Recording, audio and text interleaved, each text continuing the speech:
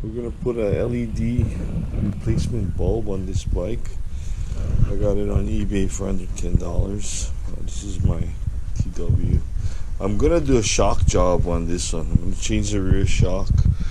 This one's got the stock shock. I've got a cover on it, but I'm gonna be putting in the stock height eye to eye on the stock TW200 rear shock is 12 inches, about around that much if you measure it in inches. Now keep in mind, when you modify suspension, you're playing with a whole bunch of things, but today we're going to do the light bulb. Okay, what you're going to do is you're going to release these two right here, unscrew this one first, and I think I just pull it off and then we'll go from there.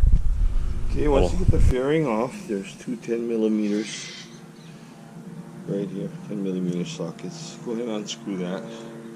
Another thing I wanted to mention was on this bike is geared really low. I don't know if you notice if you own one, but for the beginner rider or entry level rider, that is fine.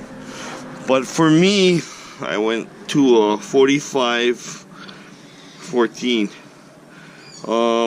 What that does in a nutshell is it makes me go faster at a higher speed using lower RPM. However, it will rob you of low end torque. But for me, I use momentum when I ride. So, and when you change your chain, don't throw away your old master link. Put it over here, so you'll have one for you or your buddies, just in case something should go drastically wrong one day.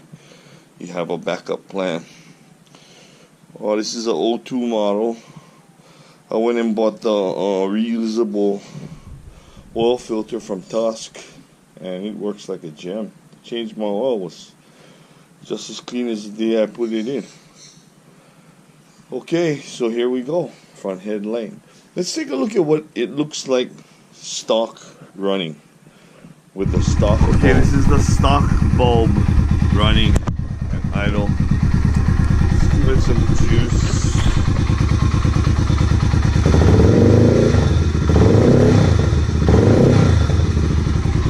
Okay, regular heater is working perfect because there's no change in the brightness of the light. Okay, here we go. I'm going to install the LED bulb now. Okay, when you unscrew those two screws, watch out, because right at the bottom here, you see there's a little catch. Catch it to prevent people that are clumsy from dropping it on the floor and busting the doggone thing and costing you millions of dollars. Alright guys, just keep, and then you're gonna unplug it, then you're gonna remove it from the motorcycle. Makes it easier to work on. Okay guys, this is what it should look like once you get it out of there. And there are metal washers that kind of go in here.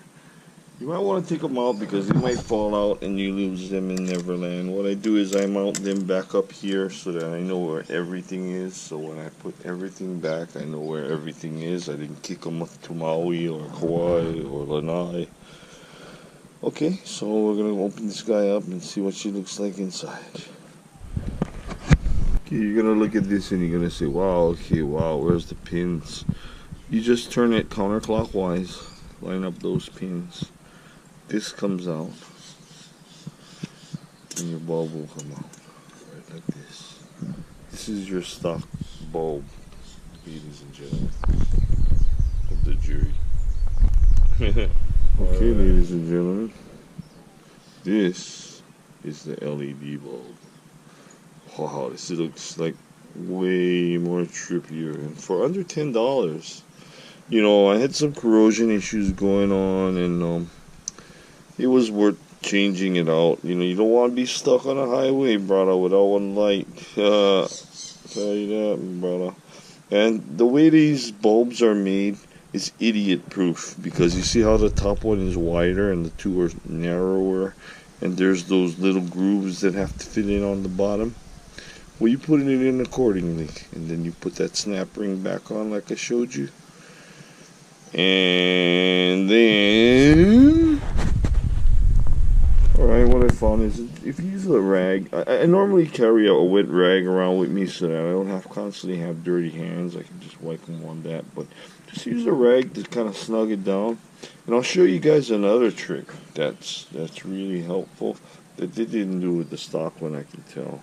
Get some electrical grease. They call it silicone grease or whatever.